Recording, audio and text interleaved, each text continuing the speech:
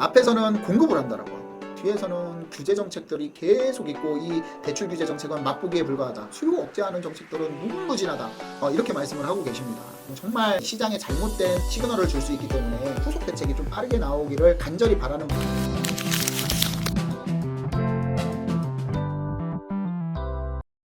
안녕하세요. 반갑습니다. 이충민의 부말리입니다. 오늘 촬영 시간은 7월 3일입니다. 오늘 이재명 대통령께서 청와대에서 이제 기자가 묻고 국민에게 답한다라는 기자 간담회가 있었습니다. 여러 말씀들을 많이 하셨는데 부동산에 대해서도 일부 말씀이 있으셔가지고 이런 부분들을 좀 오늘 소통하면서 말씀을 드려볼까 합니다. 이재명 대통령께서 대통령 공약과 그 다음에 지금 규제 대책이 나왔죠. 6월 27일 날 이런 부분에 대해서 조금 모순적인 모습이 조금 나타나고 있다라고 말씀을 드렸고 지금 아까도 기자에 대한 대답을 하실 때 수요 정책은 얼마든지 있다. 그러면서 627 대출 규제 정책은 수요 억제 정책 중에서 맛보기에 불과하다. 이렇게 말씀을 하셨습니다. 그래서 앞으로도 더 강력한 규제 정책이 얼마든지 나올 수 있다라는 예상을 했고요. 과거에 이제 후보자 시절과 그 다음에 임기 당선되고 바로 초 때는 이제 규제 정책을 하지 않고 공급 정책을 많이 하겠다라고 이렇게 취지를 발표를 했는데 이게 조금 모순적인 부분도 있고요. 앞으로 어떤 방향이 나갈지 이런 부분들을 좀 살펴보도록 하겠습니다. 그래서 오늘의 주제는요. 앞에선 공급, 뒤에선 규제. 다시 돌아온 규제의 시대. 이 시장이 계속되면 규제의 시대는 계속 돌아올 것으로 보고 규제의 시대가 돌아왔다. 이렇게 말씀을 드리겠습니다. 규제 시대에 대해서 본격적으로 살펴보기 전에 한국부동산원에서 전국 아파트 주간 가격 변동률을 발표를 했습니다. 이게 왜 중요하냐면요. 주간 변동률 기간이 6월 24일부터 6월 30일까지 일주일간이기 때문에 이 중에는 6월 28일부터 6월 30일까지 3일 동안 이 규제, 대출 규제가 시행한 그 효과가 나타나는 그런 기간이 있다라고 말씀을 드릴 수 있어서 이 부분이 어떤 방향으로 흘러간다던가 이런 부분을 예측하기는 쉽진 않지만 그래도 가격 흐름이 그 대책으로 인해서 어떻게 가고 있는지는 조금 시장에 반영이 됐다라고 말씀드릴 수 있습니다. 서울은 25개구 전체적으로 0.4% 상승을 했고요. 수도권 같은 경우에는 0.17% 상승을 했습니다. 과천 같은 경우에는 0.98%, 분당 같은 경우에는 1.17% 상승을 했습니다. 1%가 넘어가 버렸죠. 분당 같은 경우는요. 7년 6개월 만에 최고의 상승폭을 보이고 있고 과천도 6년 10개월 만에 지금 최고의 상승률이에요. 0.98%. 그렇기 때문에 이 과천과 분당 이 지역은 지금 풍선 효과를 보고 있다라고 의심할 수밖에 없습니다. 그리고 서울에서 보면은요. 상승폭이 그렇게 크지 않았던 영등포나 양천구, 특히 영등포 같은 경우에는요 0.66%, 그 다음에 양천구 0.6%, 그 다음에 서대문구, 종로구, 노원구, 동대문구. 자, 이 지역들은 어디예요? 중급지 정도 된다는 거죠. 그 다음에 이제 노원구나 이런 지역들은 서울에서는 하급지로 분리되는데 이런 지역들의 가격 상승률이 계속 이어지고 있다. 이렇게 말씀드릴 수 있습니다.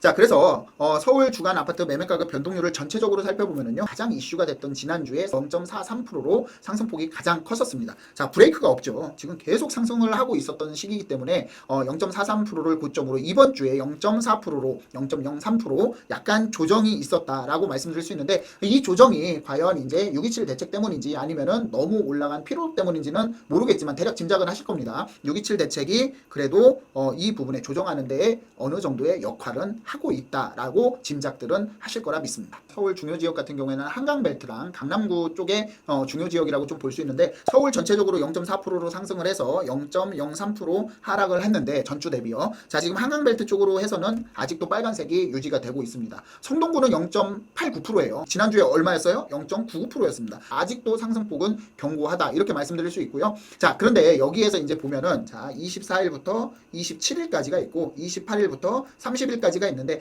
거래량은 아마 이쪽이 훨씬 더 많을 겁니다. 제가 봤을 때는 한 9대 1 정도? 그렇기 때문에 이 수치적으로는 의미가 없다. 거래량이 비슷했을 때의 통계 수치가 나와야 이제 이거를 비교할 수 있는데 그렇지 않고 한쪽으로 많이 치우쳐 있기 때문에 이거는 큰 의미가 없을 것 같고요. 하지만 이걸 의미하는 건 뭐냐면 규제 정책이 나오더라도 그래도 지금 사람들은 많이 불안해하고 있다.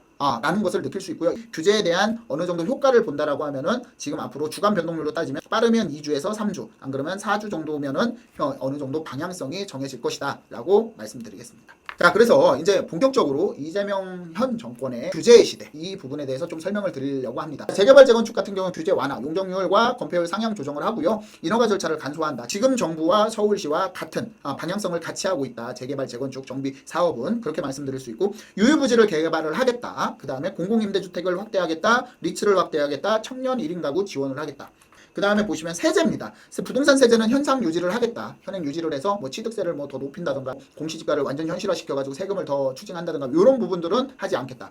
종합부동산세 등 기존 세제 체제를 유지하겠다. 국토보유세가 엄청나게 이슈였습니다. 복지를 해야 되는데 공공임대주택 250만 원 공급해서 100만 원을 공공주택으로 한다라는데 그럼 재원이 어디서 확보하냐. 그래서 혹시 국토보유세를 도입하는 거 아니냐라는 이런 우려가 있었는데 이런 부분들은 폐기를 한다. 그리고 재건축 제초환제 요것들은 유지를 한다. 취득세 부담을 낮추는 방향을 검토하겠다. 금융규제, 시장 원리에 따른 금융정책 추진, 과도한 대출 규제는 지양하겠다. 이어서 좀 살펴보면은요. 집값 안정 목표, 세금으로 집값을 억제하지 않고 공급 확대를 통해서 시장 안정을 추구하겠다. 자, 공급 안정. 이게 좀 상당히 중요한 부분인데 이제 결과적으로 세금으로 집값을 잡지는 않죠. 대출 규제로 대출을 안 해줘서 집값을 잡는 그런 모순적인 약간 좀 결이 다른 정책들이 나오고 있다. 수도권 지방 양극 과해소 뭐 이런 부분들은 정말 중요한 부분들입니다.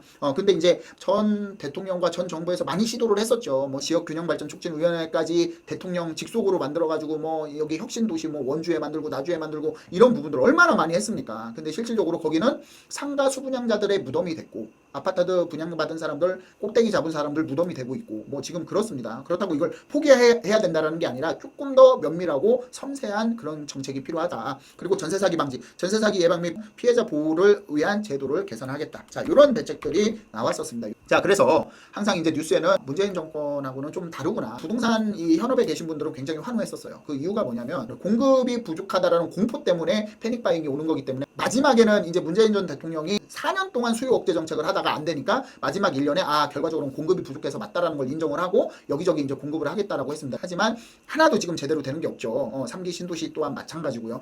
이재명 대통령은 그래 인정하겠다. 이렇게 발표를 했던 거고요. 항상 그렇게 인터뷰를 했었습니다. 하지만 대선 공약에도 나오고 항상 인터뷰에 이렇게 했던 분이 대출 규제 정책으로 빵! 전환을 했습니다. 규제 정책이 6월 27일 날 나왔죠. 28일 날부터 시행을 하죠. 자, 8억 6천 이상 현금이 있어야 서울 아파트를 살 수 있다. 자, 이렇게 났습니다. 대출을 다 막아버렸다. 서울 아파트의 74%는 18개구 대출 감소로 74%, 서울 아파트의 74%, 그 다음에 25개 구 중에 18개 구의 타격이 있을 수밖에 없다. 이렇게 나와 있습니다. 자, 이어서 보시면은 중저가 실수요, 수도권 6억에서 9억부터 거래 절벽 시작될 것. 물론 이 부분에 대해서는 저는 약간의 반대 의견이 있습니다. 풍선 효과라는 게 있기 때문에 반대 의견이 있지만 일단은 뉴스에서는 이렇게 나와 있다라고 말씀드릴 수 있습니다. 그리고 또 여기서 중요한 게 있죠. 국토부 칼 빼들었다. 부동산 시장 불법행위 현장 점검 강화. 자, 이거는 당연한 얘기입니다. 무슨 이슈화 될 때마다 주택 가격이 많이 올라가면은 야, 니네 안 돼. 니네 불법 있지. 근데 이번에 특별 조사야. 이거는 단기적으로 수요를 억누르는 그런 부분밖에 없다라고 말씀을 드리고 싶어요. 이게 무슨 얘기냐면요. 과거 문재인 전 대통령 시절에 부동산 정책이 28번이나 나왔습니다. 그 중에 가장 강력한 정책 중에 하나라고 할 수 있는 12, 16 대책입니다. 지금 비슷한 부분들이 있어요. 그래서 그 부분을 좀 살펴보려고 이거를 가져왔습니다.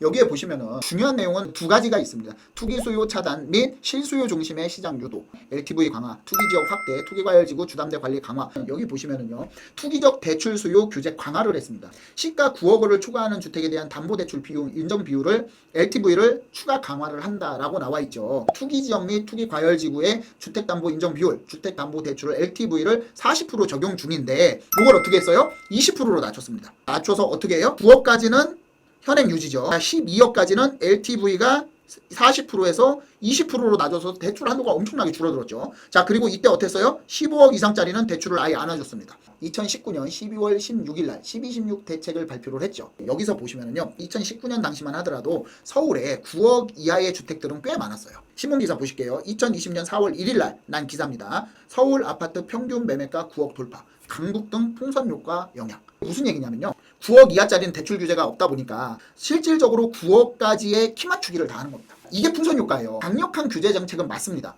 물론 뭐 30억짜리나 뭐 10억짜리나 5억짜리나 대출 6억.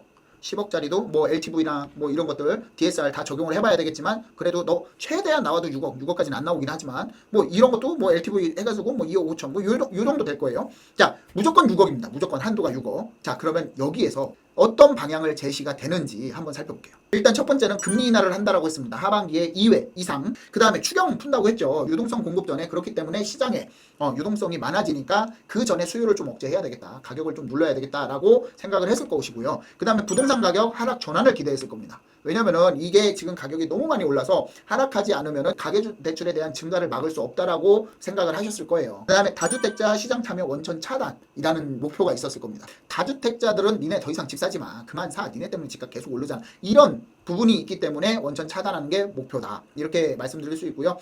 규제 지역을 확대를 경고했습니다. 니네 자꾸 이렇게 집 올라? 니네 자꾸 이렇게 살 거야? 그래? 그럼 난 규제 지역 더 지정할 거야. 그러니까 니네 알아서 해. 그래서 집값 떨어지는 건 난 몰라. 이렇게 해서 규제 지역 확대를 예고하는 그런 효과를 기대했을 것으로 생각이 됩니다. 근데 부작용을 좀 살펴보면요. 단기적인 부작용과 장기적인 부작용을 좀 나눠봤습니다. 자, 중저가 지역의 풍선 효과. 6억까지잖아요. 대출이. 그럼 뭐예요? 중가주택 있죠. 요 정도 가격. 어느 정도냐면 자, 서울시의 85제곱미터가 지금 평균 14억 6천 정도 합니다. 15억에서 20억 정도 하는 이런 주택들은 대출 규제 정책에 대해서 가장 큰 효과를 미칠 겁니다. 하지만 서울 외곽 지역으로 6억 대출을 받을 수 있는 물건들은 훨씬 더 매매가 활발해질 수 있다. 이게 풍선 효과예요. 자, 그리고 재개발지의 비아파트 거래량이 증가할 것이다. 재개발지의 비아파트 같은 경우에는 지금 정비사업이 굉장히 많죠. 서울시에 지금 신속통합기획 정비사업만 100군데가 넘습니다. 노아타운과 역세권 활성화 사업, 그 다음에 공공재개발, 뭐 이런 부분까지 합하면은 지금 굉장히 뭐 구역별로 따지면 1000군데가 넘는데 이런 지역들 아니면 후보지 아니면 가능성 있는 지역들의 비아파트 거래량이 증가할 것이다. 왜? 주택임대사업자 단기 6년이 6월 4일날 부활했기 때문에요. 혜택은 아직 유지가 되고 있거든요. 야, 근데 전세입자 전세 안 들어오잖아. 아닙니다. 왜냐면 전세자금 대출 안 받고 한 3천만 원, 5천만 원 저렴하게 하면 왜 안 들어옵니까? 들어옵니다. 그렇기 때문에 대출이 안 돼도 거래가 될 수 있는 것들, 대출을 6억만 받더라도 충분한 그런 현금 수요가 있는 지역들, 이런 지역들은 거래량이 증가할 것이다. 풍선 효과를 볼 것이다. 그래서 이런 부분들을 좀 눈여겨보실 필요가 있고요. 장기적으로 봤을 때는 중도금 대출이라든가 그 다음에 이제 이주비 대출 같은 게 안 나와요. 6억까지밖에 안 나옵니다. 그래서 재개발 재건축 사업이 굉장히 어려워집니다. 물론 오늘 기자간담회에서 말씀을 하신 것은 4기 신도시는 지정을 안 하겠다. 전 이건 잘했다라고 봅니다. 기존에 있는 신도시들이 제대로 빨리 공급이 될 수 있도록 지원을 하겠다라는 말씀을 하셔가지고 저는 이거는 정말 훌륭하다라고 보는데 실질적으로 서울 도심권에서 필요한 지역들에서 공급을 확대하는 정책이 아니라 공급을 축소하는 정책을 쓰고 있습니다. 그렇기 때문에 이 부분에 대해서 굉장히 빠른 속도로 공급 대책이 나와줘야지 이 풍선 효과를 막을 수 있다라고 말씀드릴 수 있어요. 저는 이거 강하게 말씀드릴 수 있습니다. 그래서 도심 지역에 공급 위축될 가능성이 높기 때문에 이 심리적 불안감은 아직 살아 있습니다. 대출을 안 해주기 때문에 내가 울면서 집을 못 사는 거지 내가 이 집을 사고자 하는 욕구는 아직도 이 심리가 사그라드는 게 아니다 라고 말씀을 드릴 수 있어요. 그렇기 때문에 이 부분에 대해서 빠른 후속 대책이 나와줘야만 이 대출 규제 정책도 안정화가 되고 공급 대책, 그러니까 매수, 수요자들도 안심하고 좀 믿고 기다리는 그런 시장이 될 것으로 예상이 됩니다. 지금까지 앞에서는 공급을 한다라고 하고 뒤에서는 규제 정책들이 계속 있고 이 대출 규제 정책은 맛보기에 불과하다. 수요 억제하는 정책들은 무궁무진하다. 이렇게 말씀을 하고 계십니다. 정말 시장에 잘못된 시그널을 줄 수 있기 때문에 후속 대책이 좀 빠르게 나오기를 간절히 바라는 마음에 오늘 영상을 촬영을 해봤고요. 지금까지 시청해 주신 우리 구독자님들 제가 말씀드리고 싶은 부분은 맨 마지막에 부작용에 있습니다. 우리는 부동산 시장을 정확하게 통찰하고 시장을 정확하게 파악해서 우리는 수익 창출하는 게 목표이기 때문에 결과적으로는 이 틈새 시장을 노려야 되거든요. 그렇기 때문에 이 부작용에 대해서 틈새 시장을 잘 공략을 한다면 분명히 시장도 열려 있다. 이 말씀을 드리고 싶습니다. 오늘 영상이 도움이 되셨다면 구독과 좋아요, 남들보다 빠르게 제 영상을 시청하실 수 있게 알람 설정까지 부탁드리겠습니다. 자, 오늘은 이것으로 마무리하겠습니다. 감사합니다.